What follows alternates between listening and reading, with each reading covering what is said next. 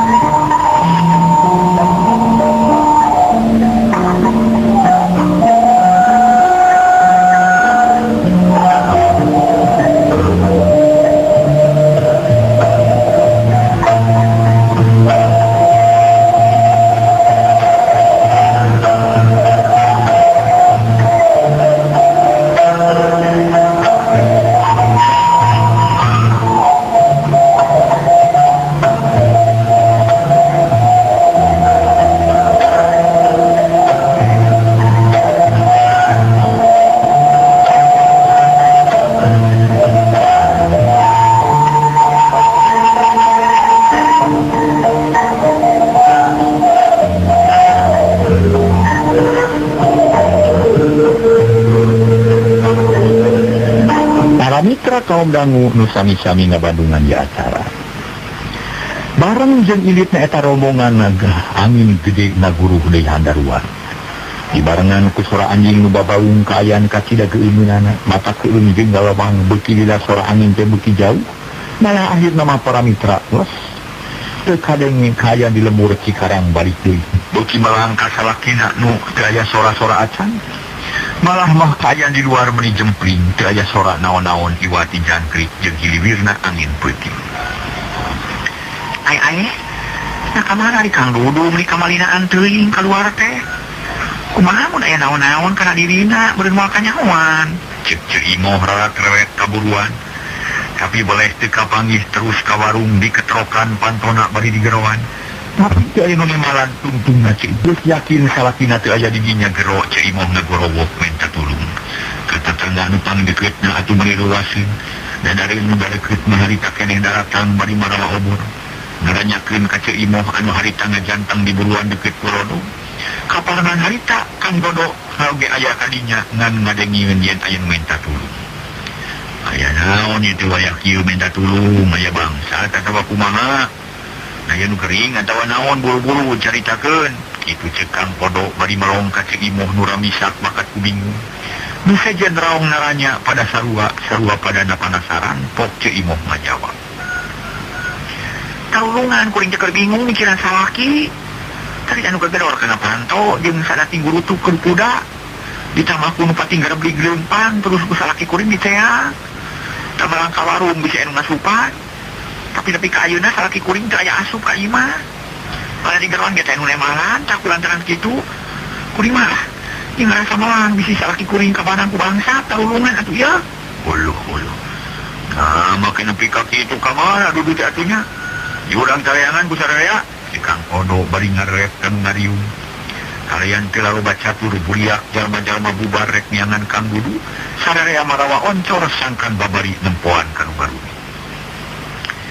Cekung silila para wargi sadaya aya nu ngagorowok belah tongoh teh jauh jeung masjid. Atuh nu keur nareangan jadi pahibut nyelampurkeun kanu ngagorowok. Malah Kang Odo lumpat ke gancangan teu malire kana jalan anu tarasam loba batuan bari lumpat teh nanya gogorowokan. Ayo oi. Ayo dinya. Suara tarik kadenge ka mana-mana maklum peuting alo suara alon biasa tarik. Ayo yo. Jawab hiji lalaki nu tadi ngagorowok atuh jalma-jalma pahibut nyelampurkeun. Kasup Ceu Imo nu ngarasa panasaran geus hayang manggihan salaki. Barang anjong kanu tadi gogorowokan sararea calohok bongong sabab teu kudu satanya deui. Sararea langsung ngarti da pugudi dinya aya anu ngacepat sisi kamari. Hiji jalma nu pakean sarua jeung Kang Dudu. Harita teh bahasa biji ti imah teh. Kang Dudu kunaon ieu teh? Gabrung Ceu Imo ngarontokan ngagoler sabab pikeun Ceu Imo mah teu matak samar. Nu kitu dedegana teh salakina puguh sararea meningan jenghok. Terus ngadeukeutan kanu keur ngagoler. Nu harita geus dirawuh ku Ceu Imo bari diceung-ceurikan. Jalma nu ngariung carolohok teu ngarti. Nah bener ieu Dudu, cing urang sidikeun heula. Cek Kang Odo baringan ngadeuketan anu ngagoler malah oncor anu dibawa dideukeutkeun. Dahayang sirik pisan barang breh martela nu manggolen. Anu ngagoler teh harita Kang Dudu tapi teu aya nyawakan. Inna lillahi wa inna ilaihi rajiun. Kang Odo ngagarendeng lalaunan panon melong kana beungeut mayit nu katapopias. Ngariung beuki leuwaseun raong naranya ka Kang Odo loba nu teu percaya kana eta kajadian sabab teu ari geus yakin mah deui naon-naon aduh urang buru-buru bawa ka imah ulah sina ngagoler kitu watir kana kurunganna jeung deui jaga bangurus deui cek aki-aki ngingetan sabab di antara nu ngariung kabeh oge bidan gugut teu nyaho kana naon-naon nu kudu dijalankeun. Duh Kang Dudu nek kunaon atuh ieu teh? Saha nu maneh aya kasalaki kuring harianeun teu boga pisan rasa kamanusiaan. Naon atuh dosa Kang Dudu teh? Duh ampun teuing Kang Dudu poin tulungan. Cek Ceu Imo sasamat bari ngagugulung layon salakina si panon muribut teu katahan. Ke sabar Ceu Imo ulah ka kamarinan teuing ieu mayit urang bawa heula ka imah. Urang pariksa sing bener nya geus maot atawa acan ngan seukur kapaehan. Keun kukuring urang payang, heuing tadi heula itu. Si Kang Odo bari terus nyekal cangkeng Kang Dudu, malah mah nu sejen oge hideung mantuan. Kageneng layon Kang Dudu dipayang ku opatan dituturkeun ku Ceu Imo anu teu boleh ramisak bari inghak-inghakan ceuli. Beuring sararea ka imah Kang Dudu bari marawa layon nu kapanggih dina kamari. Salah saurang aya nu indit ka imah Pak RT jeung palebe ngabejaan yen aya nu maot. Ekung silina layon teh geus merenah di tengah imah, dirurug ku samping kebat diriung ku jalma-jalma nu tas neangan. Anu beuki ngalobaan lantaran anu ribut-ribut teh. Geus nu ribut-ribut teh geus ngagandengan anu keur sarare. Tungtungna timbul utak datang ka imah Kang bari ngaranyakeun mirean sama Pak RT jeung para baik. Geus aya di dinya teu ngari. Ngapanasaran gitu. Sabab maotna itu kuring teh aneh. Kuring percaya yang manusia di awal akhir bakal maut. Kena kekuatan karena aku mautnya. Sarta jalannya rupa-rupa. Tapi hari itu mandak hari mah itu kudu dipikiran. Ngan sama memikiran caranya maut. Kuring jayang nyawa dan karena riwayatnya. Sok bandungan ku sadaya. Kuring rekanya kan Imo sujuganan bisa gabangi daratan anak. Palebek dari apisan bubuhan ini sepuh nulwa pengalaman. Yang ditambah ku ilmu-ilmu.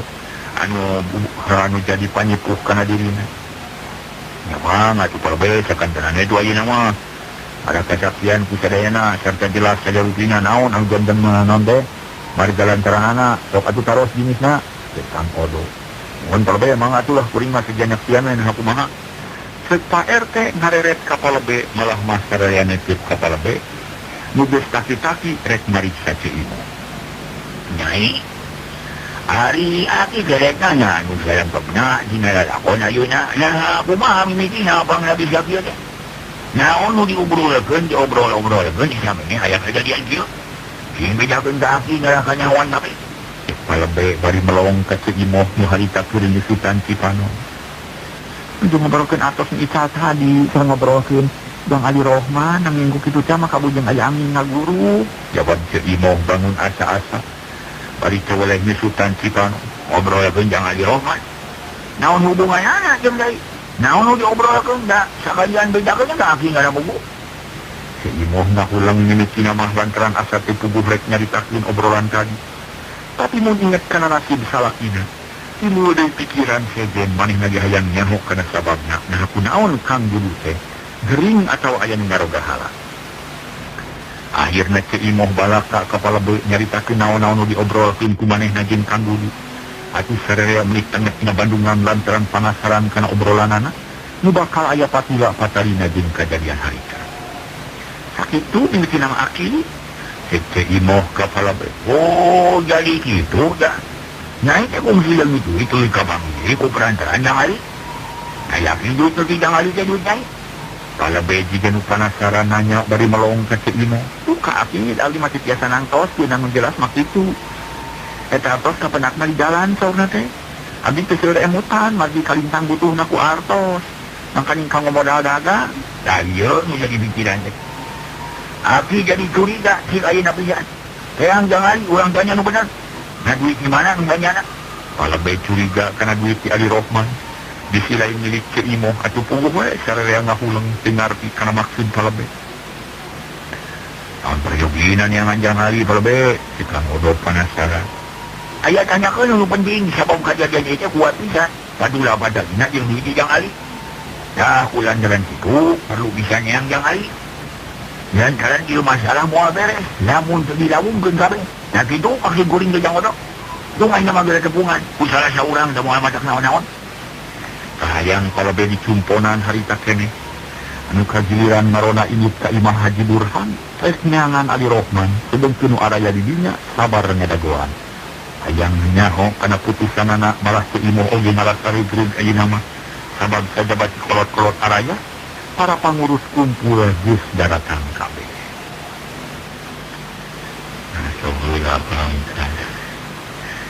Ngaso.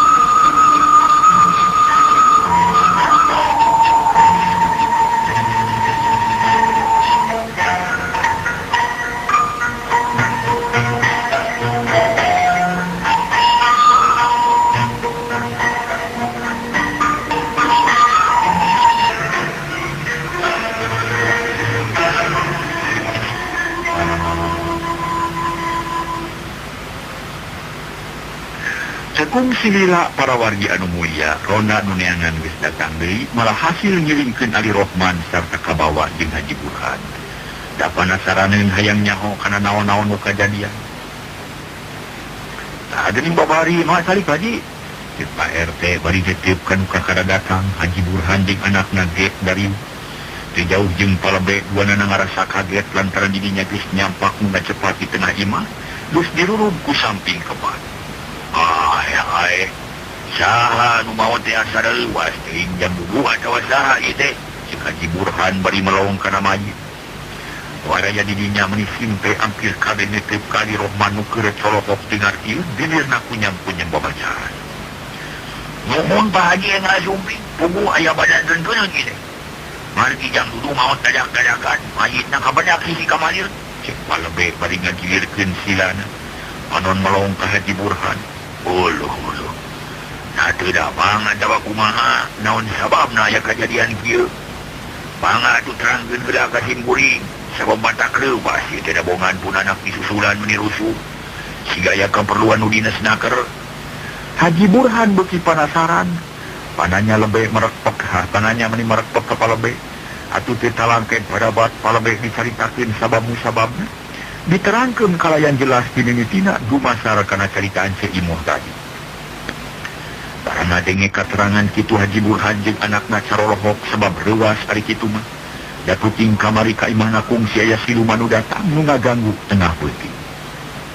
Dah gitu ari sababna mah numawi ayeuna mah najan wengi oge kabaksa we ngangkil jang ali. Sarta kaleresan pisan ramanya disumping tagu miduna. Ayeuna urang badan teh sakantenan urang nulungan jang dulu. Aduh kalina je da kulit yang kenging keterangan heula di jang ali. Ngeunaan artos nu dipasikeun ka jang dulu. Nya artos di mana teh nu saleresna? Sakitu we kabaryogiana mah. Cek palebe bari netep ka Ali Rohman terus ngareret ka Haji Burhan. Oh jadi gitu. Mata kaget aduh kudu kumaha ngakalan geus maot. Da kumaha nulunganana ting jang ali emutan kumaha ieu. Sabab jang dulu teh kieu kajadianana. Haji Burhan ngareret ka Ali Rohman. Nu keur ungut-ungutan ngabandungan katerangan ti palebe hatena bingung. Mumun jang ali kumaha ieu? Cobi tulungan atuh terangkeun perkara tu pentingna na di mana antos teh kawitna. Palebe nanya deui ke hayang nyaho kana seluk-beluk na eta duit. Kieu palebe. Mangkukna teh abdi teh wangsul kalebur pasisonten. Palebatan ka kiri caket palungan abdi menak atos sagepo. Lajeng disimpen heula di rompok sawengi da teu kabujeng disalabarkeun. Wengi eta keneh karompok aya nu aneh nyata jalmi-jalmi jarangkung badag anu beungeutna jiga monyet. Seueur sareng aya pamimpinna tumpak kuda. Waktos eta anu ngageroan ka abdi sarta anu ngatrokan panto nanging basa disampeurkeun ku abdi sadena kabur bari pating jareri. Enjingna artos disalabarkeun ka mangkami nanging anjeunna teu ngangken. Masjid teu rumaos ka icalan, lajeng disalabarkeun ka mauni anjeunna ge teu ka icalan deui. Lajeng ka bumi kang dulu samana abdi maroskeun, abdi tos nguping nuju paseha, silih tuding ngeunaan artos ngical. Alasan abdi tiasa meunang katerangan ti Kang Dudu sareng Ceu Imoh yen anjeunna teh nuju ka icalan artos. Atuh abdi teu panjang ngemut, lajeng we artos teh abdi dipasikeun ka Kang Dudu, anjeunna nampi. Sakitu pengalaman abdi teh palebe mugi janten uninga we. Cek Ali Rohman nerangkeun pangalamanana kalayan nu sanyanyana teh dikurangan sarta teu ditambahan.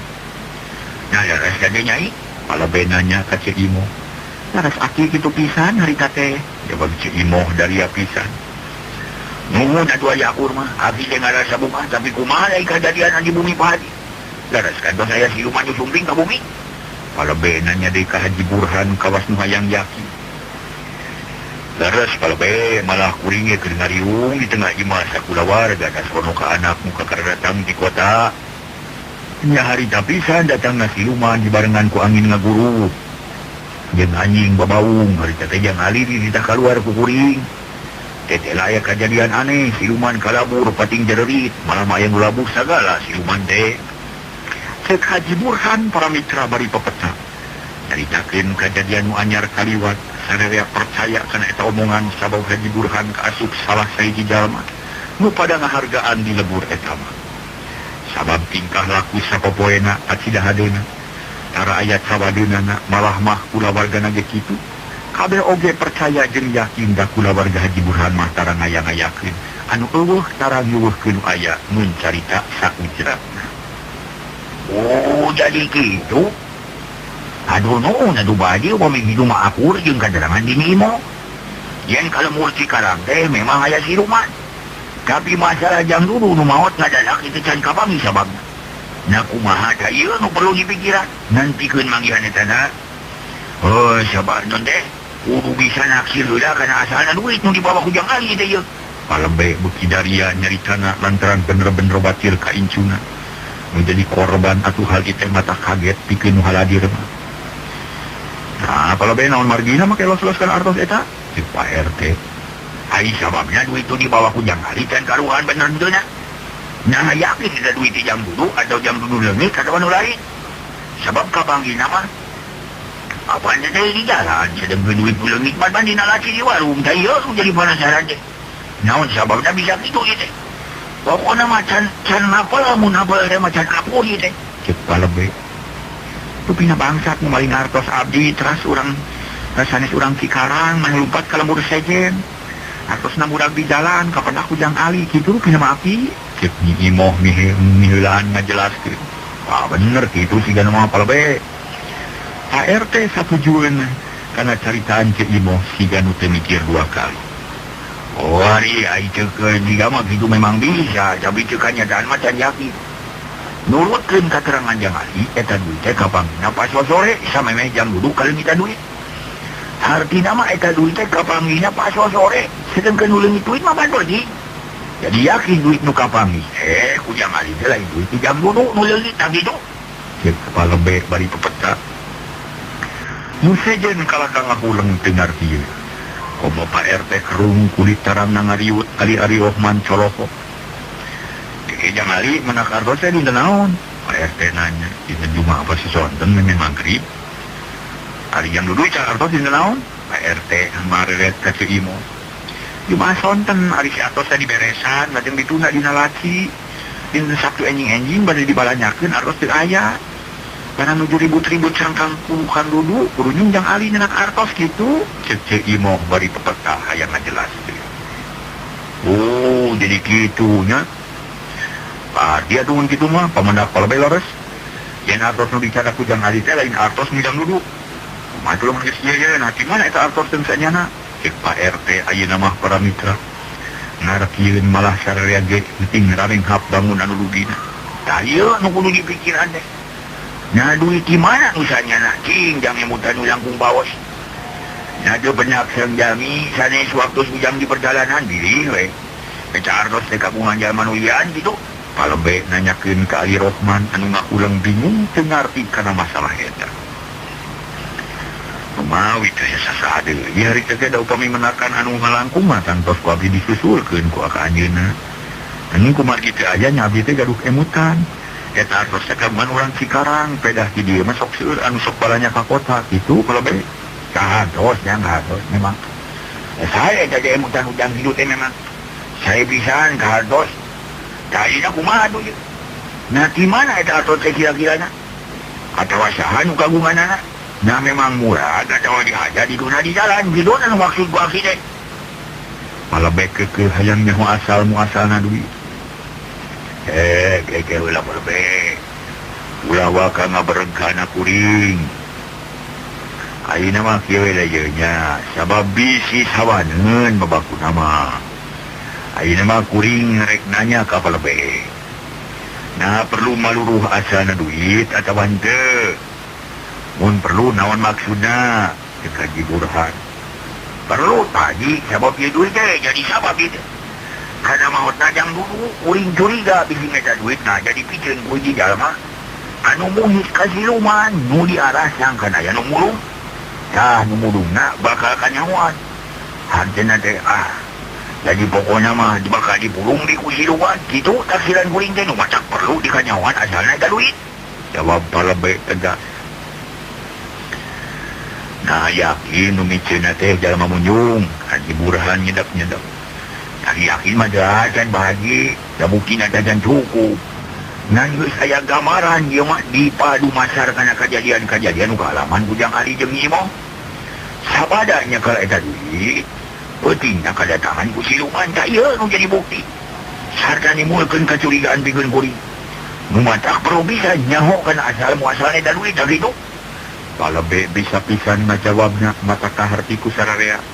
Kabeh jadi kapangaruhan ngabenerkeun kana si kepala be. Nu sarupa kitu ulang Pak Haji Burhan ngahulang Kitu deui Ali Rohman duana ngarasa bingung sieun katudina.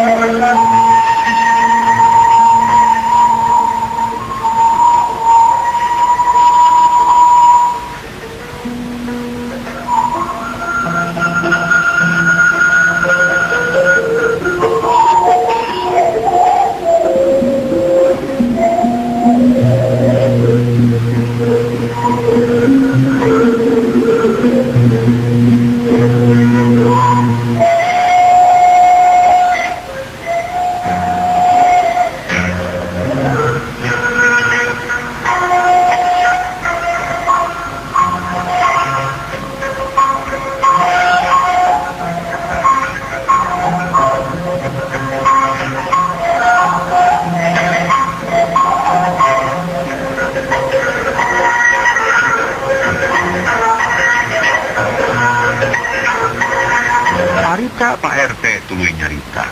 Jadi ayeuna kumaha atuh ayeuna ye? Namun kieu carana mah urang teh kudu nyaho kana ayeuna semah nu datang ka lembur Cikarang dina poe Jumaah. Cing Pak RT unina henteu kana ayeuna tamu. Tak kudu terang atuh aya tamu teh sarta kudu naon teh tamu teh kudu dicatet kitu ieuna. Mun aya naon-naon gampang. Haji burhananya ka Pak RT kudu we nu ditanya ngahuleng. Da teh inget ka semah nu datang poe Jumaah. Jeung beda aya catatanana dan katatamuan mah tara lapor. Terang Pak Haji saha atuh nu katatamuannya? Ketika laporan kuring mah sabab sakudu nama warga kampung nu narima tamu di lembur jauh. Kudu lapor ka RT sarta tamu sina ngeusian buku tamu. buku nama dikuring mah aya nganu kata tamuan cara mere laporan cek Pak RT akhir nama kalah malik nanya kan ngariung sadaya jempe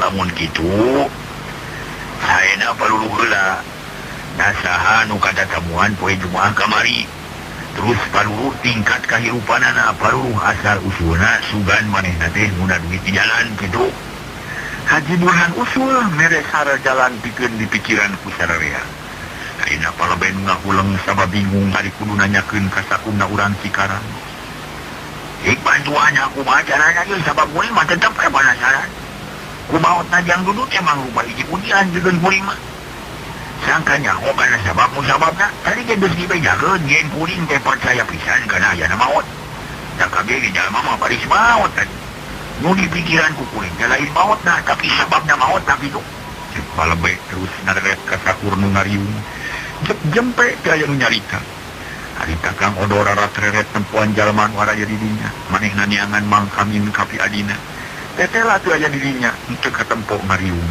di imah narada angga malah diitingnya tu aya jika nusa ular saruana ayah enak kamana di mangkamin menita aya nempo kata tangga teh piraku ari kenyaho naman mah man Kang Umi teh ai Kang Umi mah aya tuh ceuk hate Kang Odo melong ka Mang Umi nu diuk deukeut lawang kumayo sanu nyaho ka sema poe Jumaah Pak RT kuring mah terang garos gini ka Mang Umid si Kang Odo bari nunjuk ka Mang Umid nujuk napa sesenak jeung baturna deukeut lawang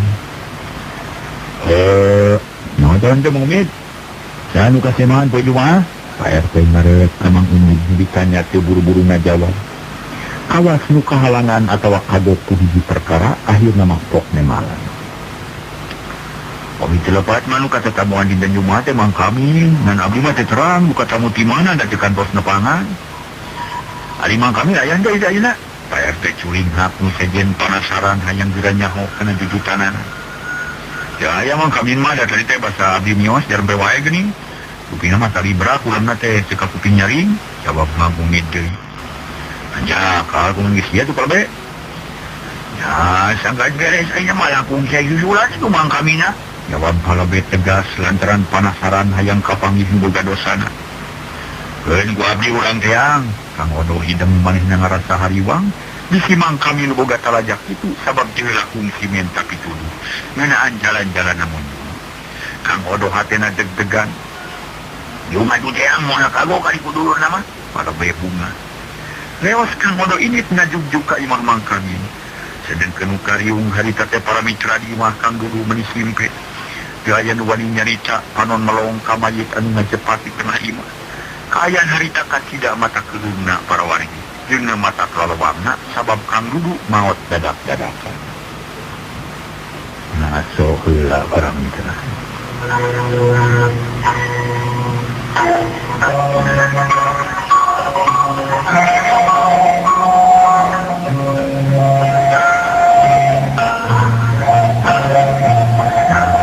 Para mitra kaum dam, heuleut sawatara waktu. Kang Odo geus datang deui barengan ku mangkami nu masih keneh kekereuceuman sabab dihudangkeun rusuh. Panon oge karasa cepel keneh para wargi. Kalacat duanana arunggah geek nari. Mangkami, punten deui teh kuring dek.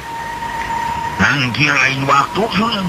Dionang lain mangsa sabab boyak diwali keur mojeunna karaos kulam. Palebe ngamimitian nyarita nu sejen jempit.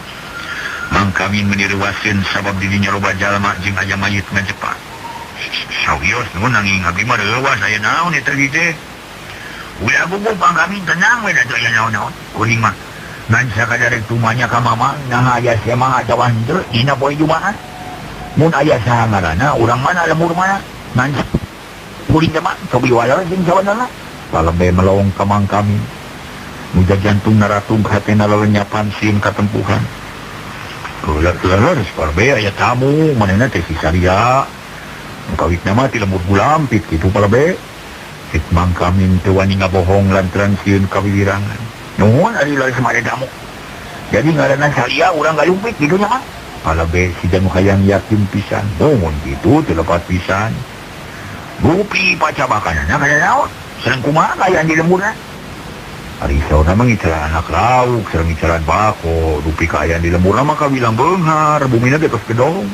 Artos na seur, situ nu kakuping mah, da alinyak siyan mati acan do yongko.